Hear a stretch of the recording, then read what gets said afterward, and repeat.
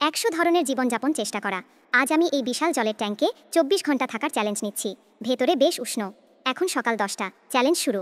এখানে প্রায় 200টি গোল্ডফিশ আছে। জলেই পুরস্কার, জলেই শাস্তি। প্রতি 2 ঘন্টা অন্তর একটি তুলতে হবে। এত রহস্যময়। 10 মিনিট গড়াতে হবে। গড়াও 10 মিনিট। আমি গড়াচ্ছি। মাথা ঘুরছে। মাথা ঘোরানো। গতি বাড়াও। ওহ, চ্যালেঞ্জ এত সহজ নয়। সবাই আমাকে একটু উৎসাহ দাও, সমর্থন করো। সময় শেষ। থামাও। উফ, অবশেষে শেষ হলো। আমার পুরো মাথা ঘুরছে। আমার ভাগ্য খুব খারাপ। সব সময় শাস্তিই পাচ্ছি। আবার শাস্তি, ধোঁয়ার শাস্তি, ধোঁয়ার শাস্তি। প্রস্তুত? এহেহে।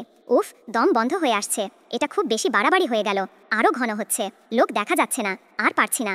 ভেতরে শুধু ধোঁয়া। আর থাকতে পারছি না। বাইরে এসে একটু শ্বাস নাও। ভেতরে থাকা সত্যিই কঠিন। এখন দুপুর 2টা 10 মিনিট।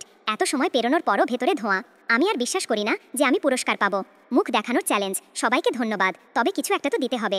হ্যাঁ, দেওয়া যেতে পারে। যদিও সবাই বলে আমাকে অ্যাঞ্জেলিনার মতো দেখতে। পিএস ফটোশপের কোনো ঈশ্বর আছে? মনের মতো একটি মুখের পিএস ইমেজ দেখান।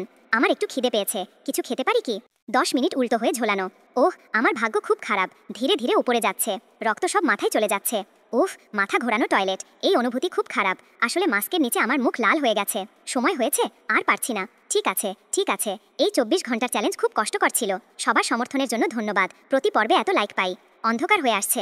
আমি তোমার জন্য একটি মাছ ধরছি। 5 ঘন্টা বাধা। এটা কি খুব বাস্তবসম্মত নয়? আমার খুব অস্বস্তি লাগছে।